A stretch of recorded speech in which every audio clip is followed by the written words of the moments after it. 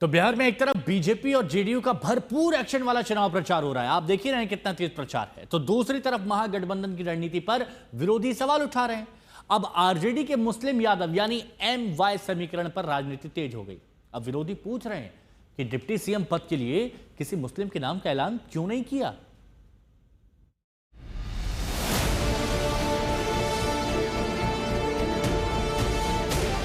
जिस उलझन से भरे दौर से महागठबंधन गुजर रहा था, उससे आरजेडी और कांग्रेस फिलहाल तो उबर गई हैं, लेकिन अब सवाल मुस्लिम वोट बैंक का है।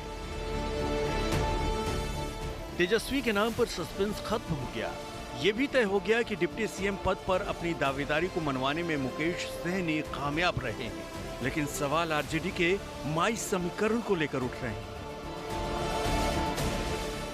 मुस्लिम और यादव वोट बैंक की बदौलत लालू राबड़ी सत्ता तक पहुंचे। आरजेडी की राजनीति माई समीकरण पर ही टिकी रही है। ऐसे में विरोधी पूछ रहे हैं कि मुस्लिमों से धोखा क्यों। एनडीए पूछ रहा है कि डिप्टी सीएम के चेहरे के तौर पर महागठबंधन ने किसी मुस्लिम के नाम का ऐलान क्यों नहीं किया। तेजस्वी के नाम का ऐलान होते ही जेडीयू ने हमला बोला।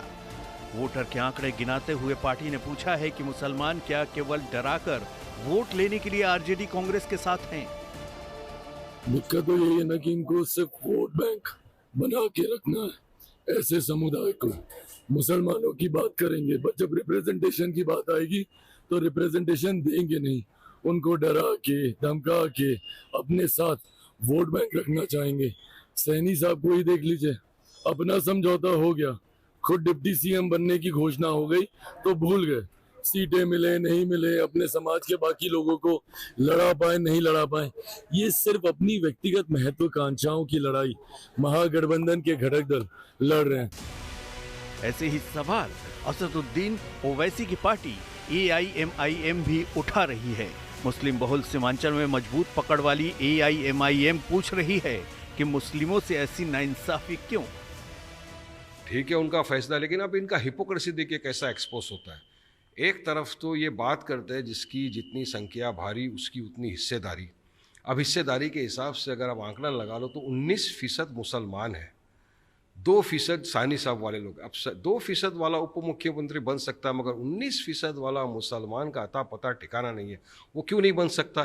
क्या मुसलमान सिर्फ दरी बिछाएगा? क्या मुसलमान सिर्फ आपको वोट देने के लिए है? तो ये तो हिपोक्रेसी है ना। फिर आप क्यों बोलते हो जिसकी संख्या भारी उसकी उतनी हिस्सेदारी। बिहार में 2.60% मतदाता निषाद समुदाय के हैं, वहीं करीब 18% मुस्लिम मतदाता हैं। अब आंकड़ों पर नजर डालिए। आरजेडी ने अपने 143 सीटों में से 50 यादव और सिर्फ 18 मुस्लिम उम्मीदवार उतारे हैं। 61 सीटों पर चुनाव मैदान में उतरी कांग्रेस ने 10 मुस्लिमों को टिकट दिया है।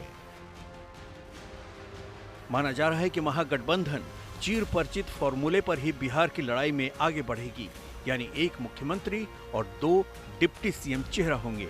इसमें से 2 नामों का ऐलान तो हो चुका है। अब दूसरे डिप्टी सीएम पर सस्पेंस है। अब इंतजार रहेगा कि क्या वो दूसरा डिप्टी सीएम चेहरा मुस्लिम ही होगा।